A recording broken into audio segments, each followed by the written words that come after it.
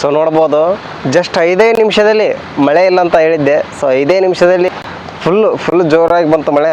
So suddenly stop ಆಯಿತು. So ನೋಡ್ಬೋದು ಯಾವ ರೀತಿಯಾದಂಥ ಮಳೆ ಬಂದಿದೆ.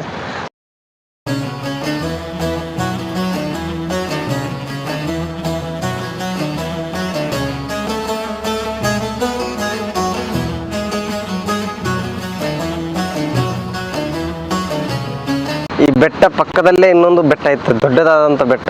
ಈ ಬೆಟ್ಟಕ್ಕಿಂತ ಸುಮಾರು 2 ಪಟ್ಟು ದೊಡ್ಡದಾದಂಥ ಬೆಟ್ಟ ಇತ್ತು. ಆ ಬೆಟ್ಟವನ್ನು ಈ ಒಂದೇ ರೋಡ್ ಇತ್ತು, ಮಧ್ಯದಲ್ಲಿ 2 ಬೆಟ್ಟಗಳ ನಡುವೆ ಒಂದೇ ರೋಡ್ ಇತ್ತು.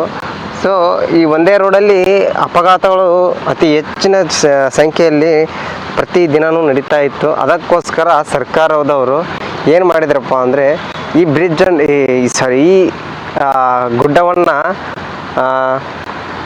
ಒಡೆದು ಈ ಗುಡ್ಡದ ಪೂರ್ತಿ ಕಲ್ಲುಗಳನ್ನು ಈ ಸಮುದ್ರದ ದಂಡೆಗಳಲ್ಲಿ ಎಲ್ಲ ಪೀಸಾಗಿ ಮಾಡಿದರು. ಸೊ ಇದು ಕೂಡ ನೋಡ್ಬೋದು, ಈ ಜಾಗನೂ ಕೂಡ ಅವಾಗ ಫುಲ್ ಸಮುದ್ರನೇ ಇಲ್ಲಿವರೆಗೂ ಇರ್ತಿತ್ತು. ಸೊ ಇದೆಲ್ಲ ನಾವು ನಿಂತಿರುವ ಸ್ಥಳನೂ ಈ ಗುಡ್ಡದ ಕಲ್ಲುಗಳೇ.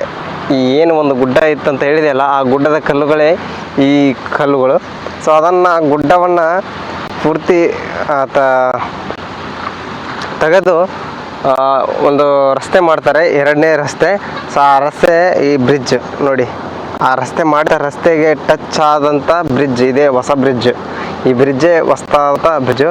ಸೊ ಹಳೇದಾದಂಥ ಬ್ರಿಡ್ಜು ಅದು 2024ರಲ್ಲೇನೂ ಮಳೆಗಾಲದಲ್ಲಿ ಅದು ಬಿದ್ದು ಹೋಗುತ್ತೆ.